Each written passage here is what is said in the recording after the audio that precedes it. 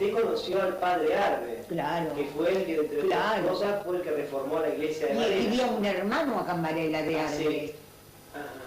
Que tuvo el primer cuerpo de Boy Scout también, que creo que tiene... Y bueno, son los Boy Scout eso, que están mi hermano, mis primos, que estuvieron, dice que vinieron de lo allá, pero no sé de dónde vinieron.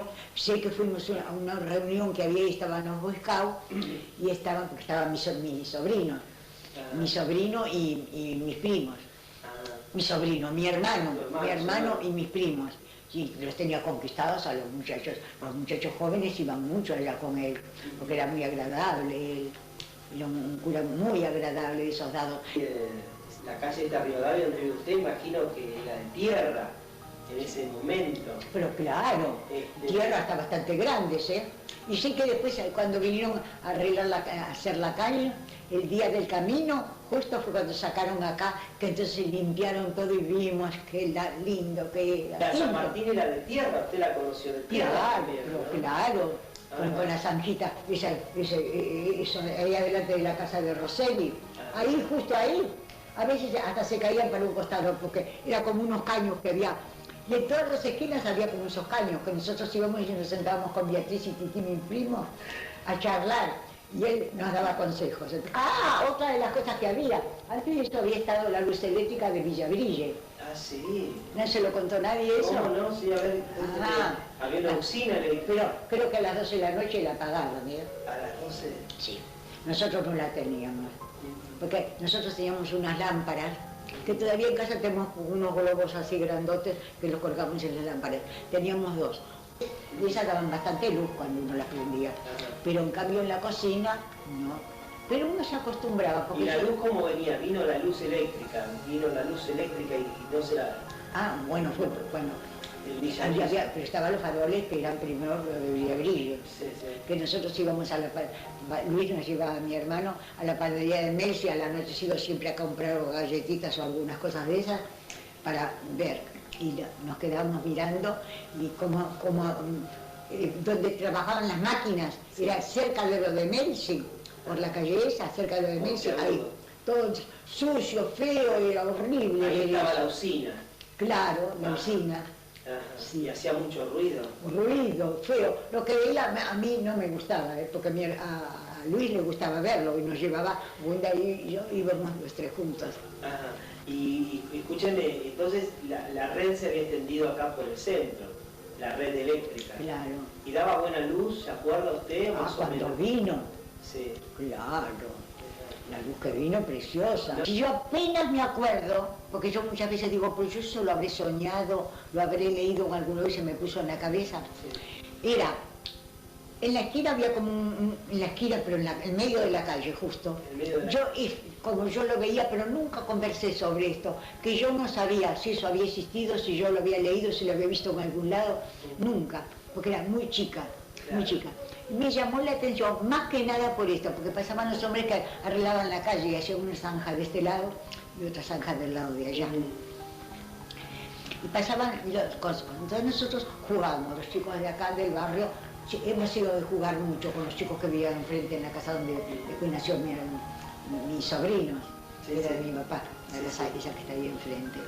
Y entonces ellos venían, jugábamos nosotros, y salían al anochecido a tomar fresco ahí afuera. Estaba el farol, claro, y no era como ahora, dejaban todo abierto porque no había ladrones. No venían fresco en la calle. Entonces se sentaban afuera y a lo mejor cruzaban la señora de enfrente y hacían como una tertulia, charlaban un rato, que de día a lo mejor no habían tenido tiempo y de noche mientras descansaban y mientras tanto se le ventilaba la casa.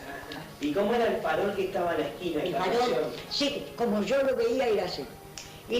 Tenía una altura así, como si fuera que sobresalía, ancho así. Una montañita. Así que sí, y había todo piedras acá alrededor.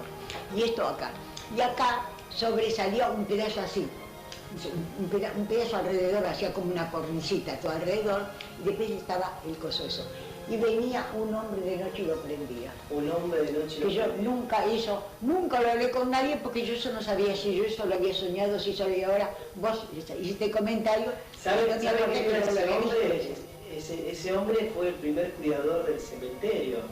el señor Monroy, que venía del sí. cementerio. Bueno, no eran parientes de estos Monroy, pero siempre venían a ser nietos, siempre seguían los Monroy. Claro, venía del cementerio todas las noches a prender los faroles que eran a queroseno. Tendría que venir bastante... Sí, porque es bastante... Debió haber bastantes faroles, está bien, pero prender todos los Yo faroles... que me acuerdo que era uno, bueno, al frente de la escuela número 1, otro frente a la panadería San Juan. Acá me parece que para la ya no había, pero esta esquina sí. Que yo me acuerdo que jugando y corriendo, puse la mano y me agarré así porque tenía todo alrededor como una guardita así que sobresalía cuadrada, ¿eh? Y después seguía el farol. Le conté que cuando vino la banda acá, la banda a tocar para despedir a la hija. ¿Cómo fue eso de que vino la hija de esta Ella venía familia siempre a quedarse acá, Varela, venía a quedarse acá a casa. Y se hizo de amigos. Y éramos amigos. Mi papá a los 15 años había sido... la hija se hizo amiga de usted y de la los hija, muchachos tuvo de unos acá de cuantos Varela. hijos y nietos y seguimos siguiendo. Y no cualquiera tiene tantos años. De tantas generaciones. Porque es de la otra década. Y la chica esta se hizo amigo acá de la barra de Varela. Claro, del Club Varela. Y entonces estaba triste, pues iba a ir. Y esa una noche de luna de verano linda, me acuerdo. Y ella tenía aquí, estaba tan triste, se había despedido de todos. Y entonces ella va y nosotros nos acostamos ahí, muchas veces cuando hacía calor, ahí en el pastito, cuando por ejemplo en la época que están la flor de las plantas de naranja y mandarina, que había mucho, estaba todo perfumado lindo. Así que las tres nos tirábamos ahí en el suelo nomás, porque hacía calor y nos acostamos. Pero ella, que estaba triste, no quería estar con nosotros, y se acostó arriba de una cama. De pronto sentimos nosotros, ¡brum!, como parecía que se venía un mundo abajo. Venimos corriendo a ver qué pasaba, y del Club Varela. Los instrumentos que eran de Varela estaban en la municipalidad, los fueron a buscar. Que el principal de eso era Silveira, que era gerente, había sido en Orbea. Y esa época era él el presidente.